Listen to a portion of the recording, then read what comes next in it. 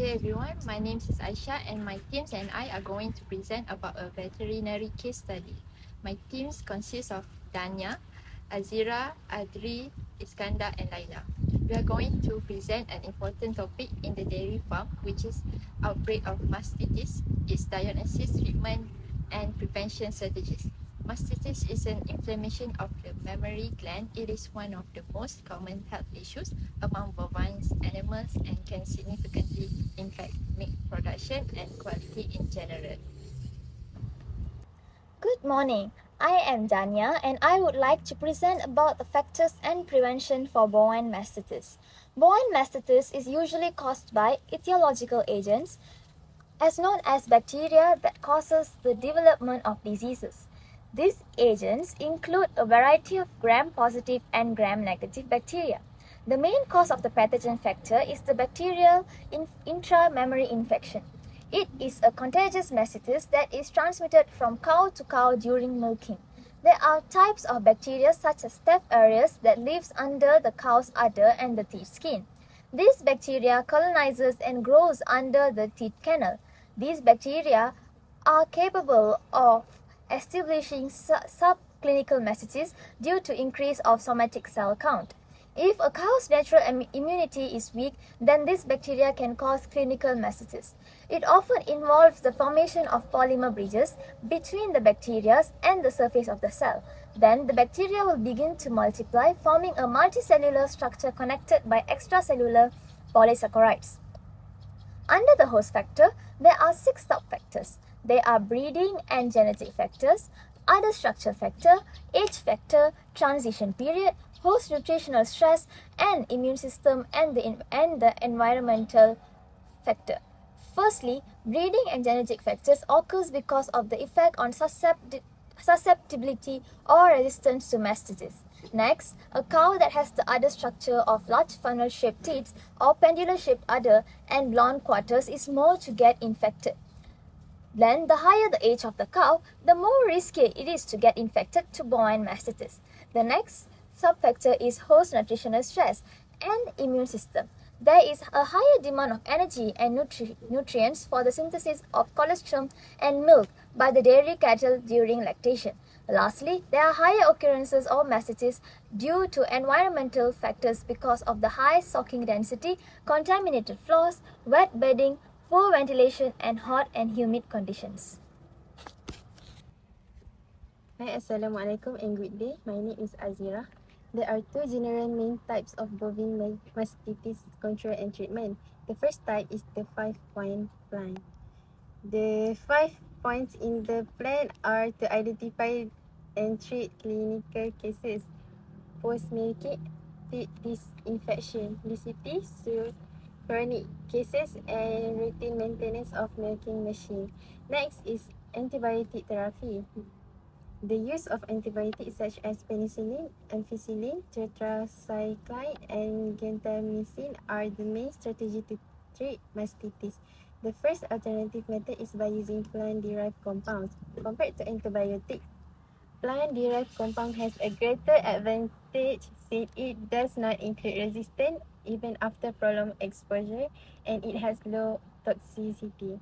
Then the use of animal-derived compounds is also alternative prevention, and it has been concentrated on bee product in treating bovine mastitis. The venoms that contain the active component called melittin has been administered to study its anti-inflammatory properties and effects.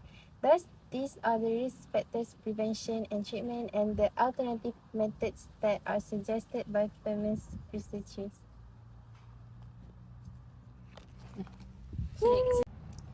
Hello everyone, my name is Adri and I will cover the research findings on our topic, which is the study case of mastitis. First off, bacterial pathogens which include Staph aureus, SP coli, and Strep aureus. These pathogens induce an inflammatory response in the mammary tissue, leading to reduced milk quality and yield. Other than that, antimicrobial resistance. The overuse and misuse of antibiotics in treating bacterial infections such as Staph aureus and Strep aureus have led to the emergence of resistant strains, complicating treatment protocols. And one one of the causes of mastitis is the environmental factors, which plays a crucial role in the incidence and severity of mastitis in dairy herds. Poor sanitation, high humidity, and improper bedding can create an ideal conditions for bacterial pathogens to breed, like X3 coli and Strep aureus to thrive. Other than that, the impacts of it on the economy is economically significant disease affecting the dairy industry, resulting in considerable losses due to reduced milk yield, treatment costs, and cooling of infected cows. The direct economic impacts of mastitis can range from $200 to $300 per cow per case.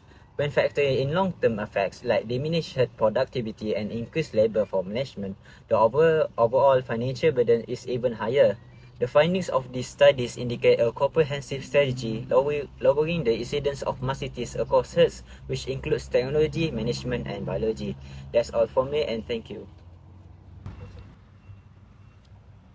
Hey guys, I am Iskandar, and now we will exploring 3 key solutions to tackle this problem. Let's start with the first solution. Antibiotic therapy. Antibiotic therapy is the primary treatment for bacterial infection causes mastitis. Studies have shown that antibiotic can effectively kill the bad microorganism, reducing infection and healing tissues rapidly. However, there are some risks involved.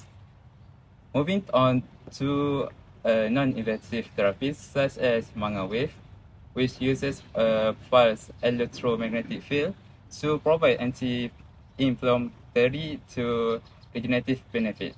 These treatments are reducing inflammation and improving general well-being. However, the long-term effective in all situations are not fully defined. For the last solution, let's talk about improving milking practice and cleanliness. Dr. Ahmad Zulkifli conducted the experiment on the impact of cleanliness in birth and milking equipment. By ensuring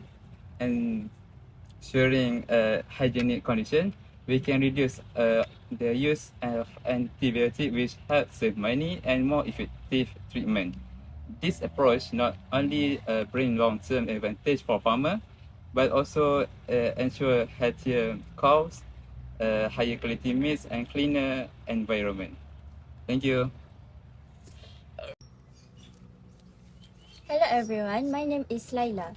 Mastitis in dairy farm affect milk quality, profitability, food safety, and animal welfare.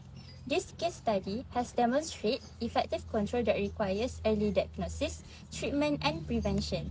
Early detection methods like somatic cell counts and advanced detection tools allow timely interventions but may be costly for smaller farms. Antibiotic is also effective, but overuse could lead to resistant bacteria strain. Through prevention, therefore, prevention through improved hygiene and management practice is the most sustainable solution. To sum up, successful mastitis management enhance animal welfare, public health, and long-term visibility and dairy farming. Thank you.